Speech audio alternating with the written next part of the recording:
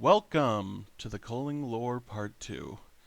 Last time we got to see the first glimpses of how some of our contestants ended up in this Battle Royale game in the first place, how they came to be on the island.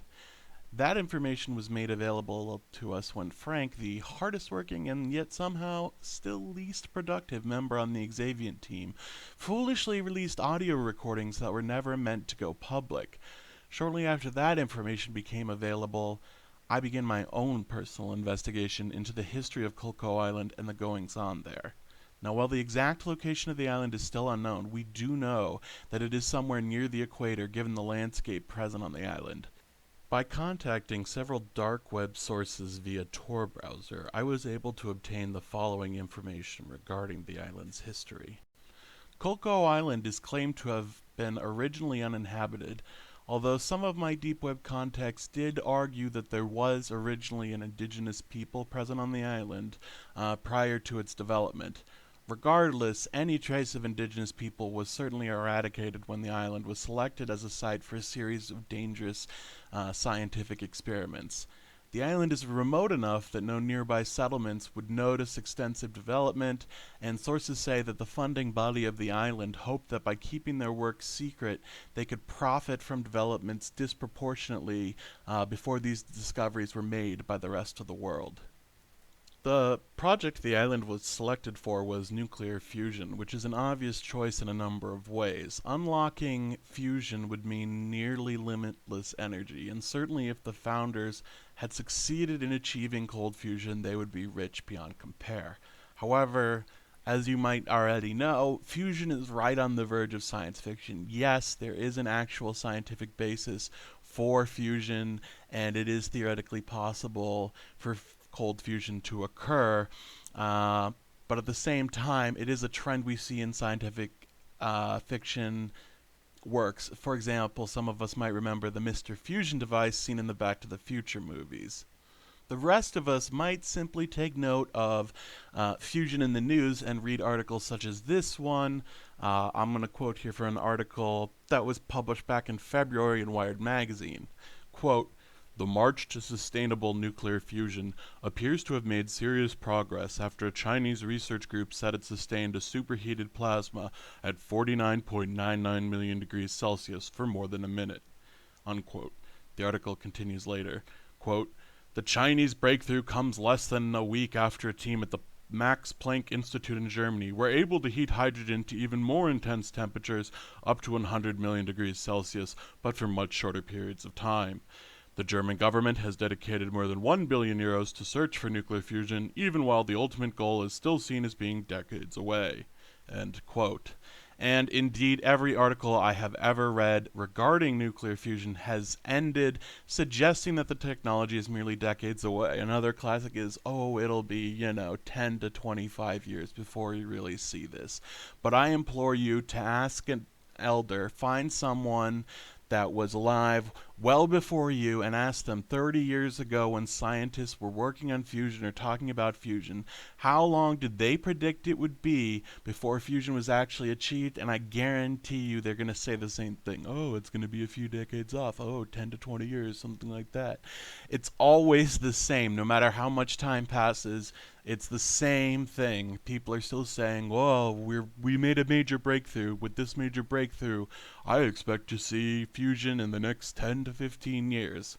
Regardless of how foolish the plan, construction began. The island was intended to function as a failsafe if experiments got out of control. If reactions got out of hand and resulted in nuclear detonation, the island location would limit casualties to the island's staff. Now, some have speculated that this concern with safety makes it likely that a government organization of some kind was behind the original funding of the island. Of course, critics of this idea have pointed out that even if an initial nuclear blast wouldn't harm civilians, the island would surely leak tremendous amounts of radiation into the nearby waters and oceans.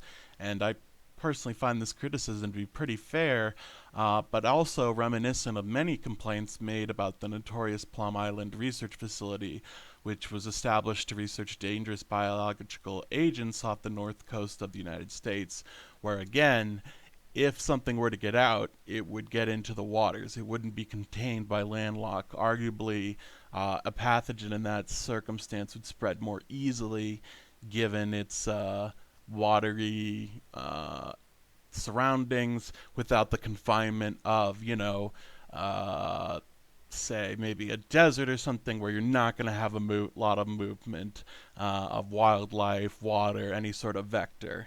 Now, if we do choose to believe these claims about containment, sources say that there was a four-stage containment system in place. The first stage was a proprietary shielding developed on the island while preparations for fusion attempts were finalized. The second was robotic aids capable of interacting with the shielding and the nuclear reaction itself. And these robotic aids allowed researchers to remotely interact with the reaction without risking radiation poison or worse. Then the third level of containment was lead-lined, blast-shielded rooms into which only the robotic aids were permitted. If neither the shielding or the robotic aids could contain a reaction, it was hoped that the blast rooms might prevent the damage from spreading.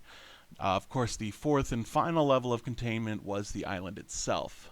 Now, my research has turned up that, just as in many scientific endeavors, things did not go as planned. Fusion was never really achieved, and in fact, never even reached the point of needing the proprietary shielding that had been developed. They really couldn't get anything large scale going. However, in testing that shielding with conventional explosives and other means of penetration, it was revealed that the shielding had been a huge success, and with so much invested into the island and no progress towards fusion, founders shifted their focus onto the new form of shielding and also the robotics that had been established on the island. Now, some of my sources claim that around this time in the island's history, some of the bigger names in molecular biology and nanotechnology were flown into the island. I can't say for sure. Certainly, we're aware that current shielding technology found on the island does match the description of these sources. We can see that. Moreover, the shielding that contains the contestant leaves much of the island unexplored. So that's going to leave plenty of room for other facilities that we're currently unaware of that would have been required to develop, say, this nuclear fusion and the shielding technology itself. Those are still potentially present on the island. We're not seeing the water line past that shielding. Another thing that maybe supports this is the airport, satellite communication station. There's multiple gas stations present on the island or in the area of the island that we have access to, that seem like infrastructure more substantial than would be necessary for that region. So that does sort of suggest that something larger was being supported on the island. So this notion of a larger project is perhaps credible.